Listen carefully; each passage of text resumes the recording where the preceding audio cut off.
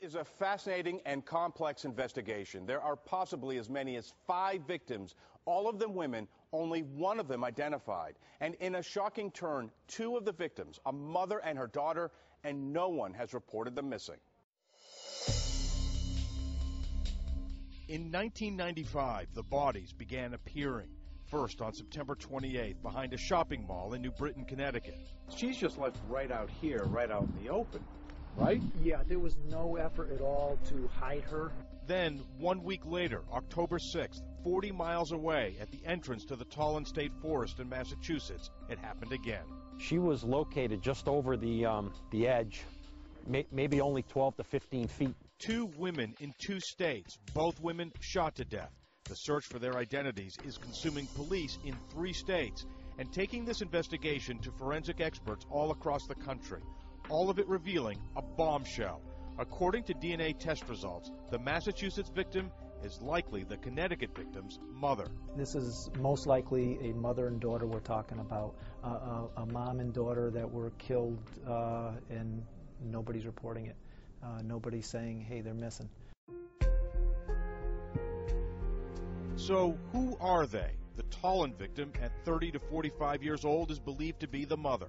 The New Britain victim, 17 to 20 years old, the daughter. Both wore new, clean clothes. Both like jewelry. The mother, rings, earrings, and a wristwatch. The daughter, a necklace, a watch, and a belly button ring. Massachusetts State Police Lieutenant Stephen Griffin is trying to identify the Tolland victim. She's probably in a lower socioeconomic background, but she's still taking care of herself. You know, it's not like a crackhead that's just roaming the streets. Already, meticulous police work is leading to intriguing clues, placing the mother and daughter in the Albany, New York area. A pack of cigarettes found near the mother's body in Tolland bears a New York State tax stamp. The tag on her sweatshirt traced to just 3 stores in the Albany area.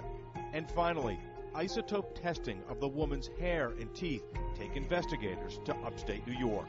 They have or had an affiliation with the upstate New York area, whether they passed through there on a regular basis or, you know, they were living there. We can't tell, but they have some connection to those regions, we believe. This is the scene of the murder. This is not a dump site. From what we were able to determine, we believe this is where she was killed. Back at the crime scenes, the mystery deepens. The mother, not dressed for camping, but her body hidden, dumped on the other side of a wooden guardrail that still bears a bullet hole. A lot of violence happening right here.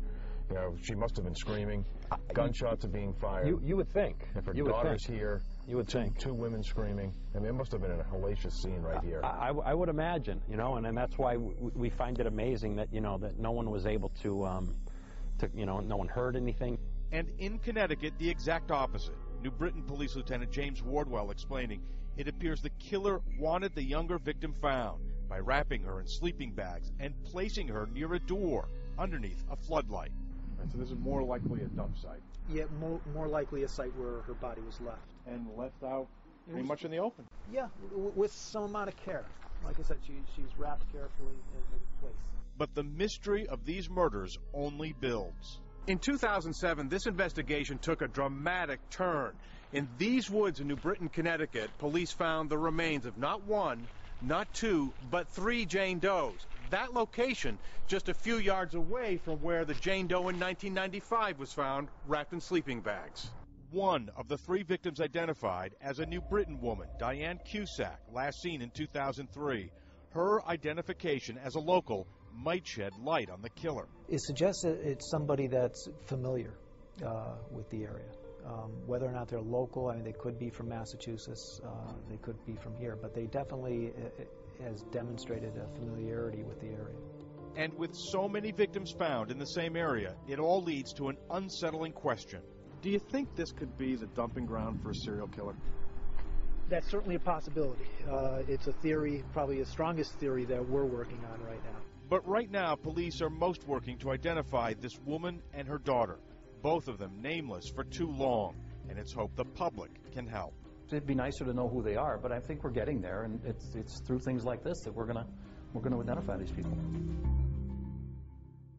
If you can identify the woman found in Tolland, contact the Massachusetts State Police at 413-747-4810 or if you're calling after hours, 413-862-3312. If you have any information on the victims in New Britain, Connecticut, contact New Britain Police at 860-826-3065. Now, I have more information about these cases, including pictures of the evidence, up on the Crime Files page at our website at myfoxboston.com. For New England's Unsolved, I'm Bob Ward, Fox 25 News.